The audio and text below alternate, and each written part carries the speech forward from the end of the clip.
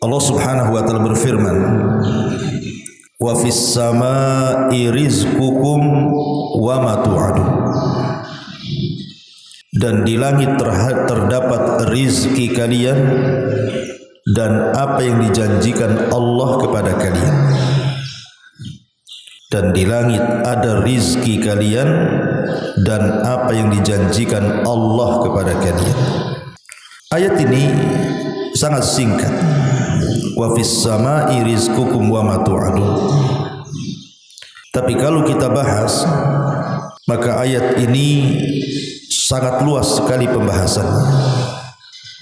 Ma'asyiral muslimin yang dimuliakan Allah Subhanahu wa taala. Wa fis samaa'i rizqukum. Di langit terdapat rizki kalian.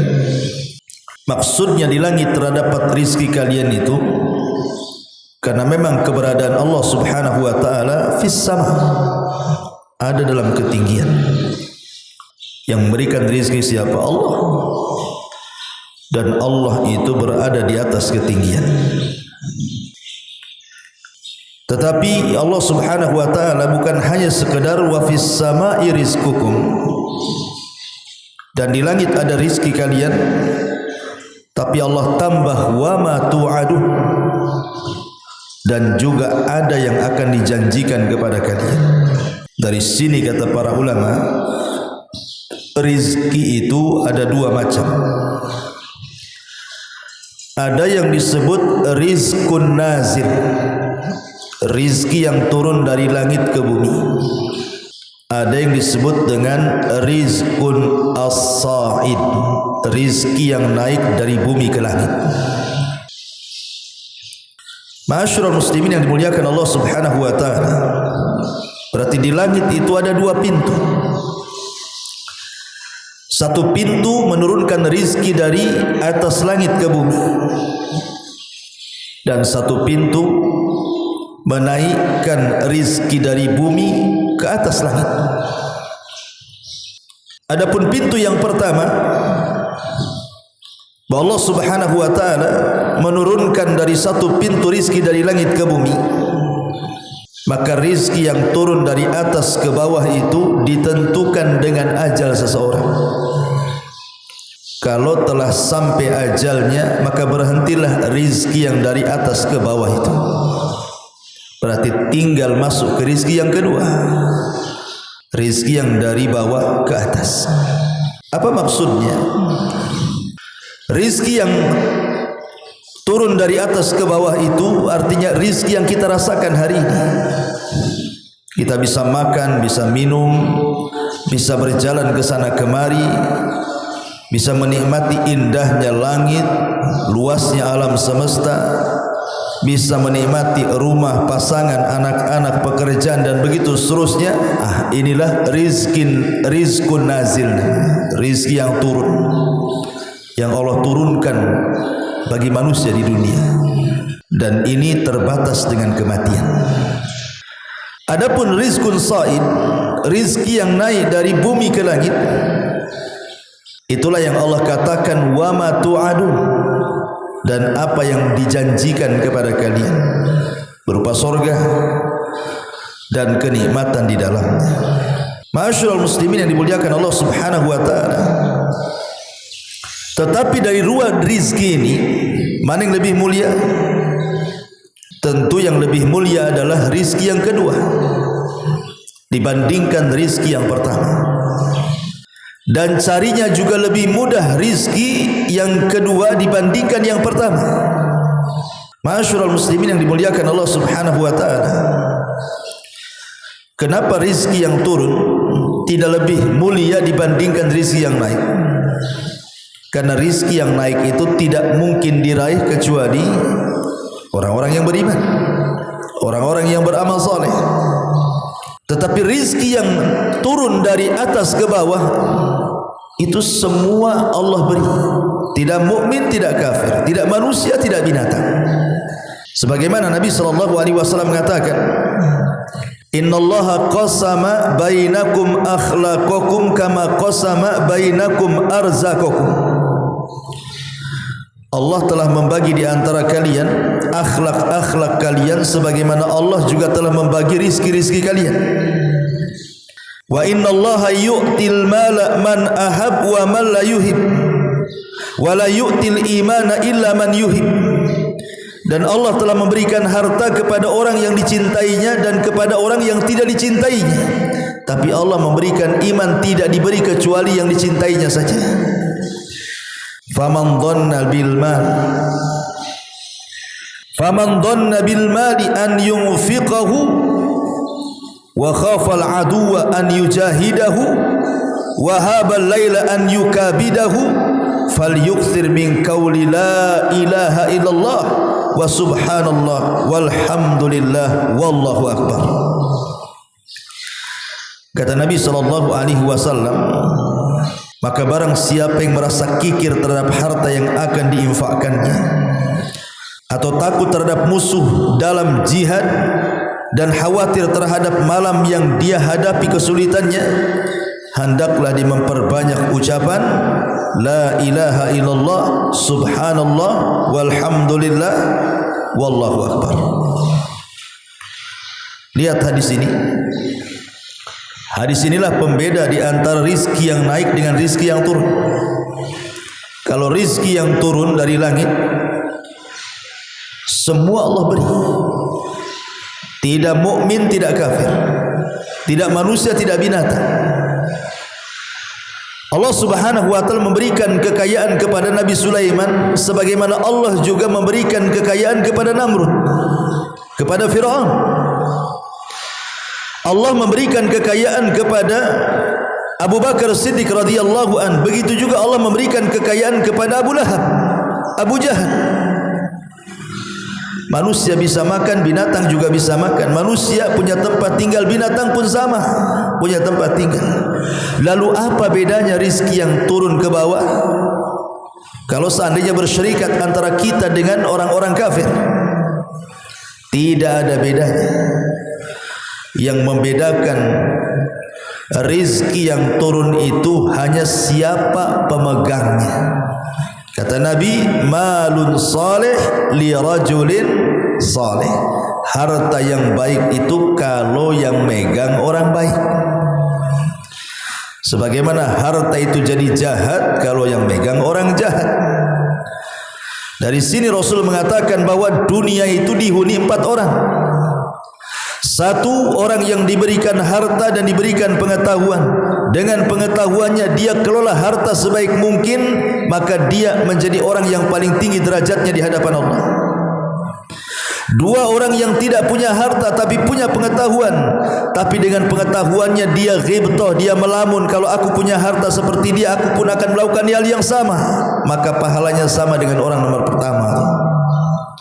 Kelompok yang ketiga punya harta tak punya ilmu. Karena jahil ilmu, hartanya digunakan untuk maksiat. Maka ini seburuk-buruk manusia karena ada fasilitas maksiat.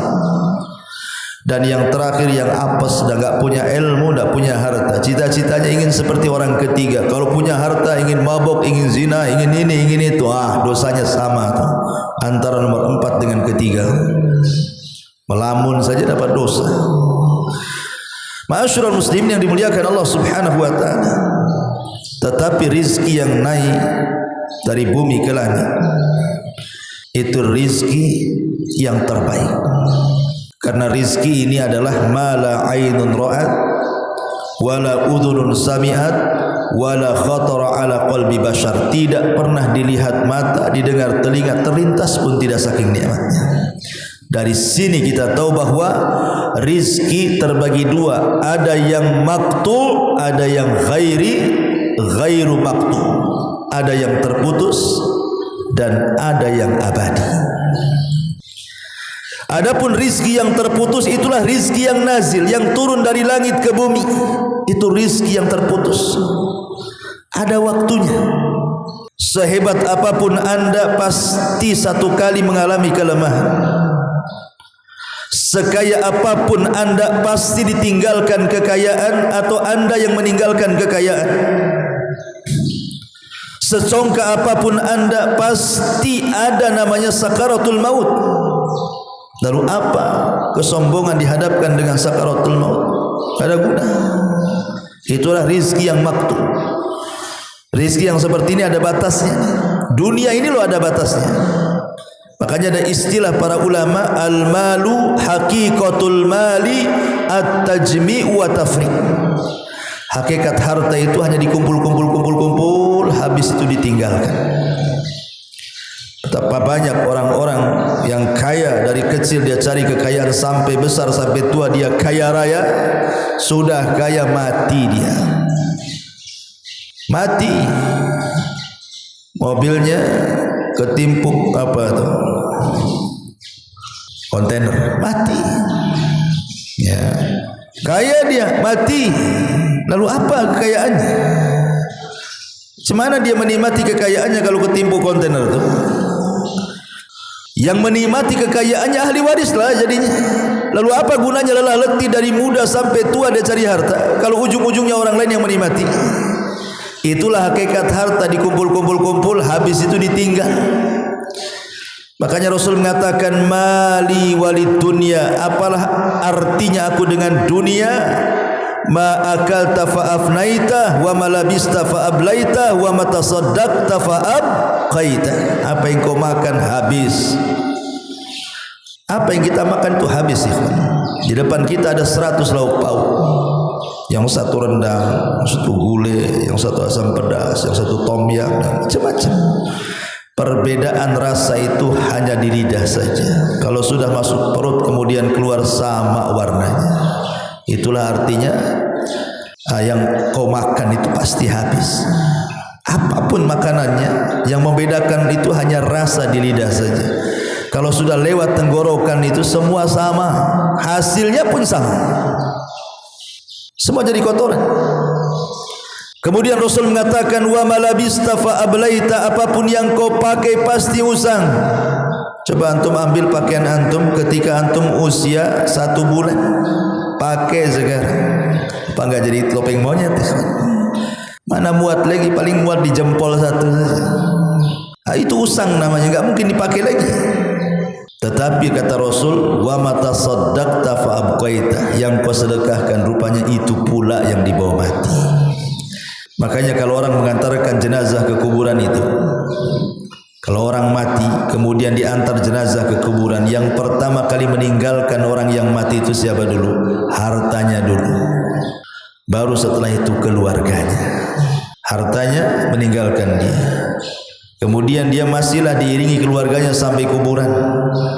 Tapi hanya hitungan menit, jam, habis itu keluarganya pulang. Sendirianlah dia di alam barzakh. Itu harta ataupun rizki yang disebut dengan nazil, terputus. Tetapi ada rizki yang namanya as-sa'id, itulah yang tidak akan terputus. Itulah yang difirmankan Allah Subhanahu wa taala, innal ladzina amanu wa amilus solihat ulaika ashabul jannah hum fiha khalidun. Orang-orang yang beriman dan beramal saleh, mereka akan masuk ke dalam surga dan mereka dikekalkan di dalamnya selama-lamanya. Maka dari sini muncul pertanyaan, mana yang antum pilih, rizki yang nazil ataukah rizki yang sa'id? Rizki yang turun apakah rizki yang naik? Oh, yang naik Ustaz, karena jelas tidak terputus, kekal, nikmatnya tidak bisa dilihat mata, didengar telinga, terlintas pun tidak. Rizki yang turun ini ada batasnya. Ucapan ini hanya di lidah saja, ikhwan.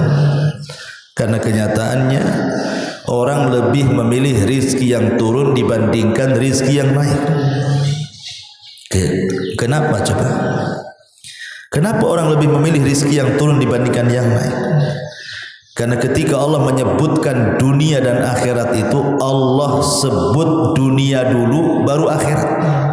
Bal tu'thirunal hayatad dunya wal akhiratu khairun wa abqa.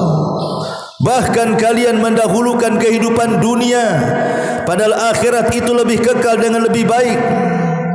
Coba kalau seandainya Allah dahulukan akhirat baru dunia, antum lahir di sorga, kira-kira mau ke dunia? Mustahil.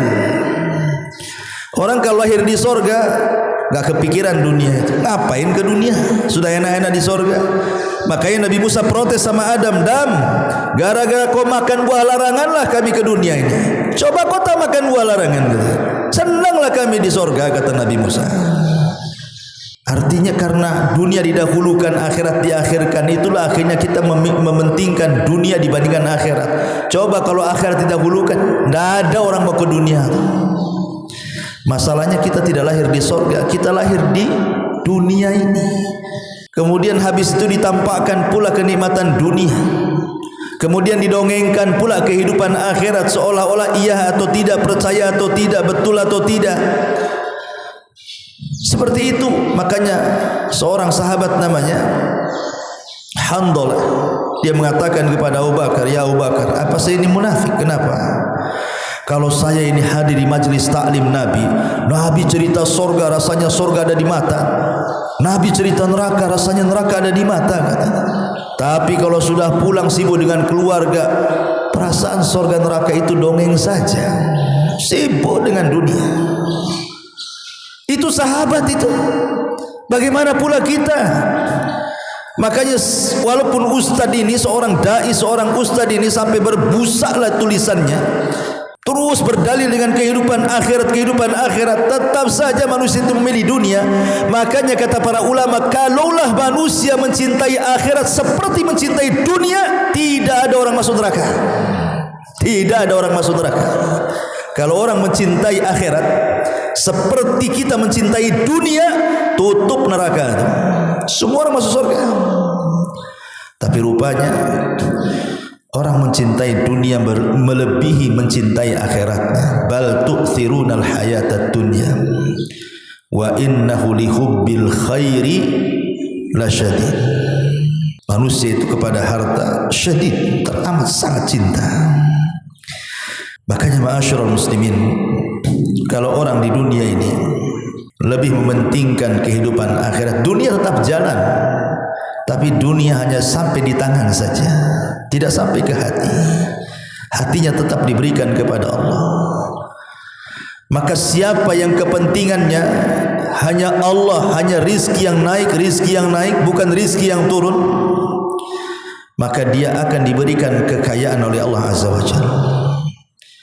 Tapi siapa yang pikirannya hanya terpikir rizki yang turun, tidak terpikir rizki yang naik, maka hidupnya akan belangsak sengsara luar biasa.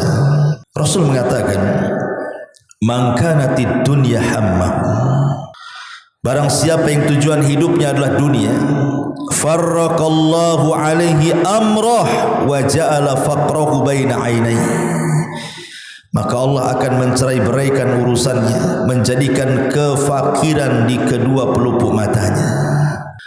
Walam ya'ti minad dunya illa ma kutiba lahu, padahal dunia itu tidak mungkin mendatangi kecuali yang sudah dicatat saja.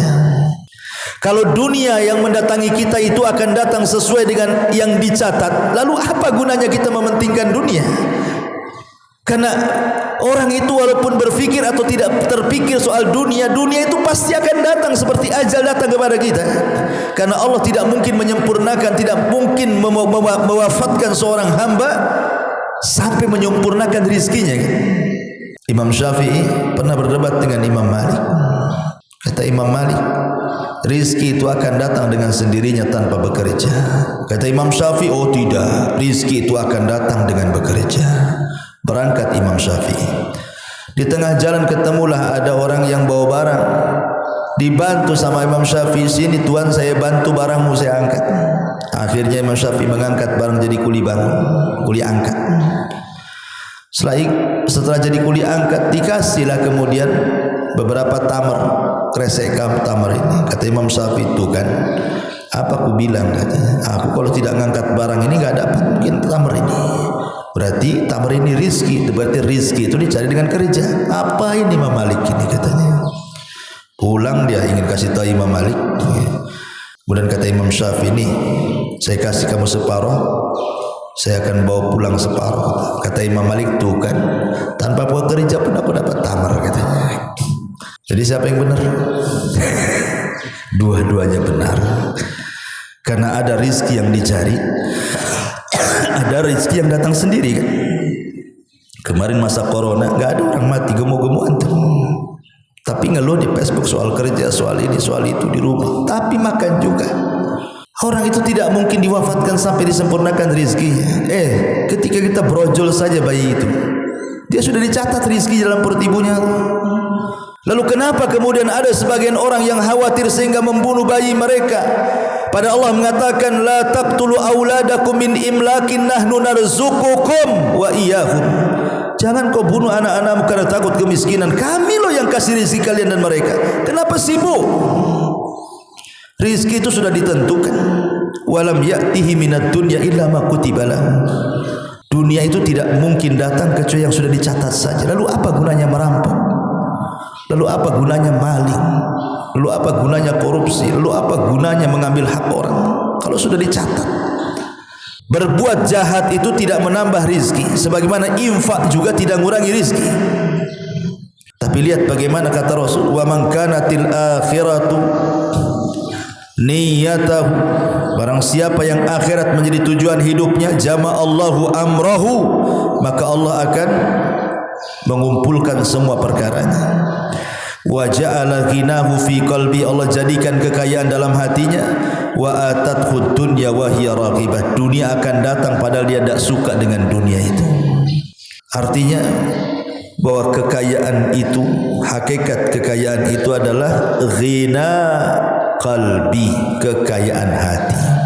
Makanya lihat orang kaya itu, zahirnya saja dia kaya, tapi banyak orang kaya itu miskin. Makanya sering saya katakan, ada orang kaya disiksa dengan kekayaannya karena tidak tenang hidupnya. Pagi sudah berangkat dia cari kekayaan sampai malam. Nanti sebelum tidur mikir lagi macam mana agenda besok, agenda besok, agenda besok. Tak bisa tidur sampai kemimpikan. Kemudian bangun lagi, wah sudah sibuk dia bekerja. Hari-hari seperti itu. Itu namanya orang disiksa dengan kekayaan. Seandainya dia tidak bekerja pun kekayaan dia cukup 7 turunan. Tapi ada orang yang tenang hatinya, hidup mungkin di rumah liar, tenang hidupnya, tidak kaya dia berfikir soal harta. Dia bisa tidur ngorok dari pagi sampai siang nggak bangun-bangun. Nanti bangun tuh duhur itu bisa estafet nyambung lagi sampai asar tidur. Malam pula bisa tidur. Gimana orang kayak gini nih? Tapi ada orang kaya, sudah kaya tidak bisa tidur. Dia kalau tidur harus minum obat dulu tuh. Berarti masih mending mana orang miskin ke orang kaya kalau begini. Dari sini kita tahu bahwa Allah itu sudah memberikan nikmat seadil mungkin. Allah tidak pernah zalim kepada hambanya. Orang miskin Allah berikan nikmat, orang kaya Allah berikan nikmat. Dua-duanya adil. Jangan pula orang miskin mandang orang kaya enggak adil Allah ini. Kenapa dia kaya saya miskin? Orang miskin pun, orang kaya pun ngomong begitu. Enak kali lah orang miskin tidur, aku tak bisa tidur. Enak kali orang miskin tu makan sak cobek-cobeknya, aku lah pula milih-milih. Ini kena kolesterol, ini kena gula, ini kena kolesterol, ini kena semua penyakit datang. Dari sini kita tahu bahwa Allah itu sudah adil. Ada orang kaya tidak bisa apa-apa dengan kekayaannya, tapi ada orang miskin seolah-olah dunia milik dia. Di jalan aja suka-suka dia itu. Naik motor tuh kenceng-kenceng itu. Trek-trekan sana sini. Itu orang miskin, tuh orang kaya mikir tuh nanti nabrak orang. Enggak. Dia sesuai dengan bayar pajak aja dia kalau naik mobil tuh. Orang miskin mana? Jalan milik saya lah kan. Makanya dia suka-suka tuh. Ma'asyiral muslimin yang dimuliakan Allah Subhanahu wa taala. Intinya bahwa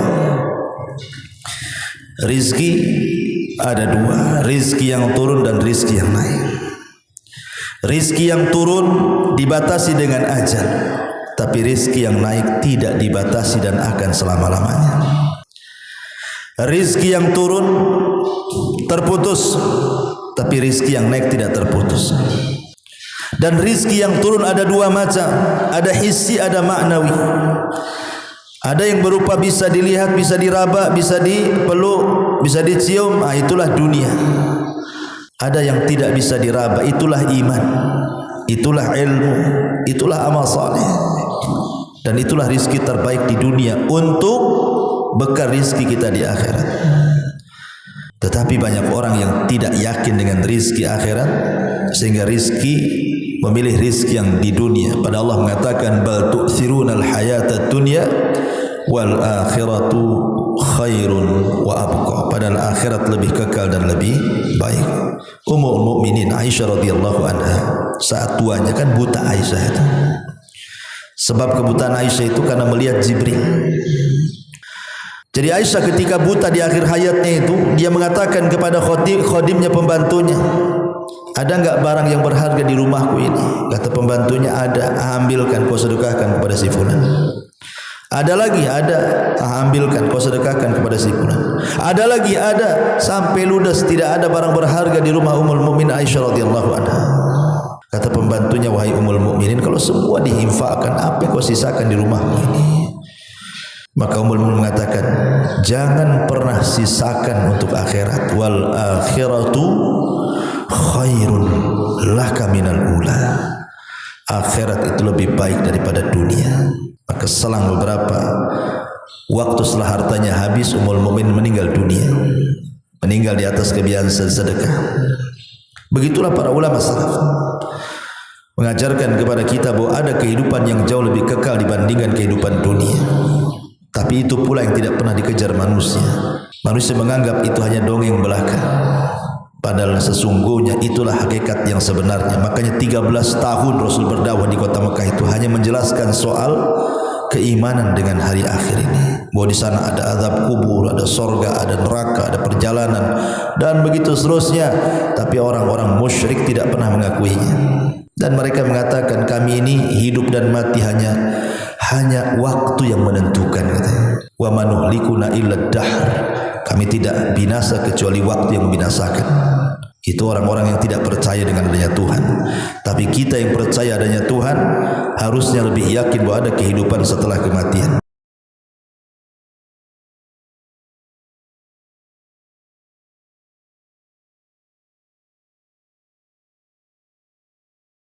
Subhanallah walhamdulillah wala ilaha illallah wallahu akbar. Subhanallah.